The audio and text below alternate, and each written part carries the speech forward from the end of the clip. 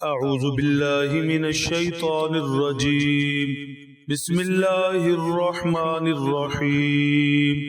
يا أيها الذين آمنوا لا تتخذوا بطانة من دونكم لا يألونكم خبالا ودوا ما عنتم قد بدت البغضاء من أفواههم وما تخفي صدورهم أكبر قد بينا لكم الآيات إن كنتم تعقلون.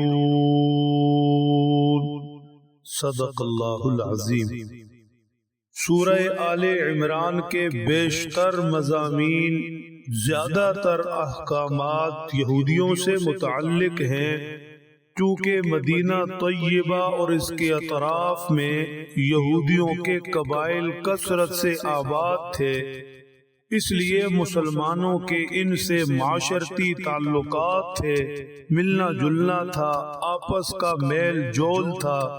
ایسے میں بعض صحابہ کرام رضی اللہ تعالی عنہم اجمعین سے ان کی سادگی کی بنیاد پر انجانے میں منافقین کچھ نہ کچھ خبریں لے جاتے تھے، جان بوجھ کر ایسی باتیں معلوم کر لیتے تھے کہ جو آگے چل کر مسلمانوں کے لیے نقصان دہ ہوتی.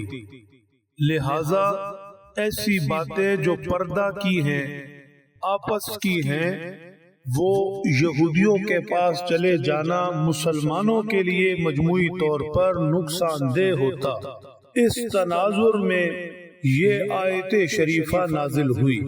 ارشاد فرمایا، یا ایھا الذین آمنوا لا تتخذوا بطانة من دونکم.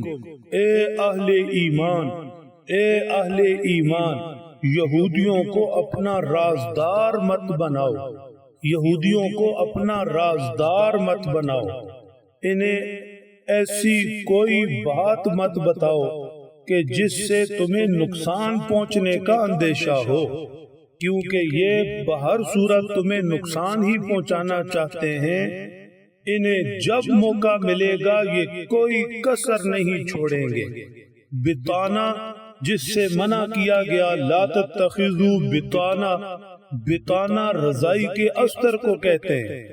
رضائی کا استر اسے خوشنما بناتا ہے، رضائی کے عیب چھپاتا ہے. ایمان والے بھی ایک دوسرے کے لیے ایسے ہی ہیں، ایک دوسرے کی صفات اجاگر کرتے ہیں، ایک دوسرے کے عیبوں پر، غلطیوں کوتاہیوں پر پردے ڈالتے ہیں.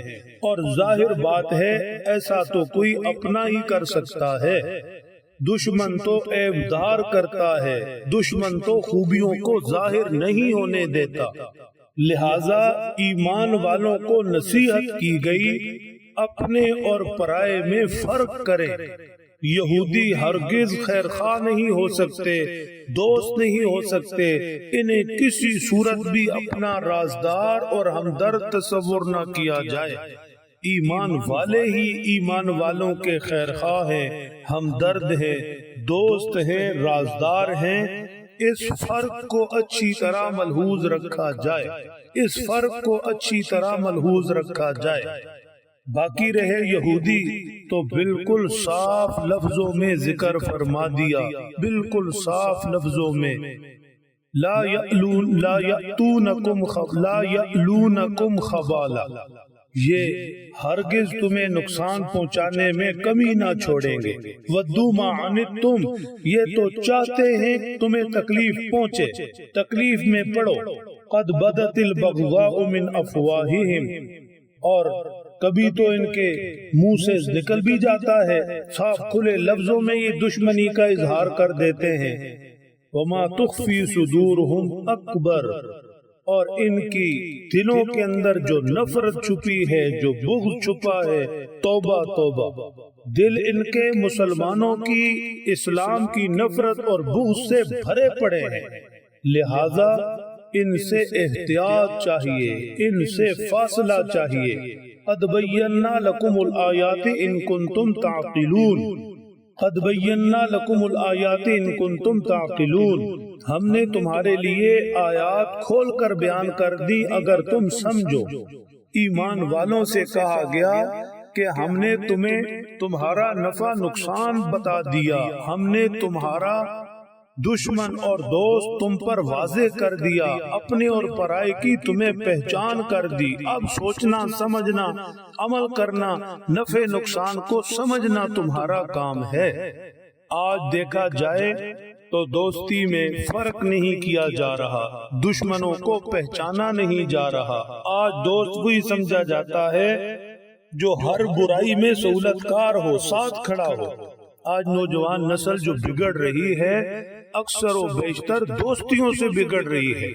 دوست وہی سمجھا جا رہا ہے جو برائی میں ساتھ دے، حوصلہ افزائی کرے۔ دوست دوسروں کو کہتے ہیں فکر نہ کر میں تیرے ساتھ ہوں، تو یہ برائی کا ساتھ دوستی ہے ہی نہیں، یہ تو دشمنی ہے۔